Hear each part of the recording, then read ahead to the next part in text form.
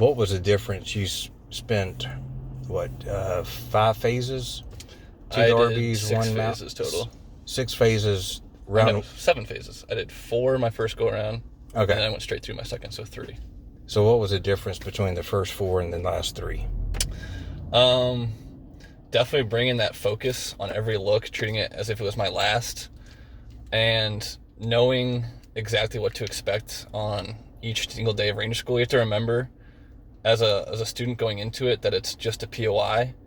Like, it might not seem like it, but the RIs are following a script every single day. And so it might suck for like 20 hours straight, but at some point they do have to feed you and you will get to sleep.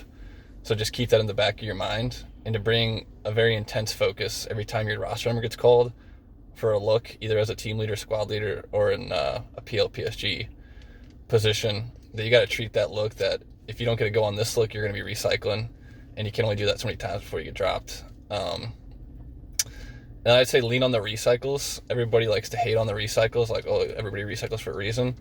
But they're the ones with the most current, most up-to-date knowledge on how the companies in that particular phase are running it, because it changes very slightly.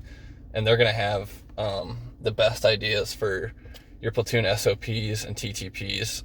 So especially in Derby, when you have a brand new platoon of like 45 dudes that have never worked together, like, use those 9 to 10 recycles to help formulate the SOPs that you're going to rock with and the TTPs you're going to rock with. And because they've been at Camp Derby before, they know the lay of the land. And I would just, keep picking their mind, because you'll have 2 or 3 in each squad. And I think you're wrong if you don't pick their brain at least a little bit and see like what went wrong for them, what went wrong for other people that they know. And so that you can keep that in the back of your mind when you're in leadership, and you can capitalize on their mistakes. Well, not capitalize, but just use their past experiences and some of their failures to bring success for yourself and for your squad. So keep that mindset of it's always a POI. RIs have to follow the script, at least to a certain extent. Use the recycles, and then just really, it's cliche looking back on it, but, you getting your buddies go versus you getting your go alone.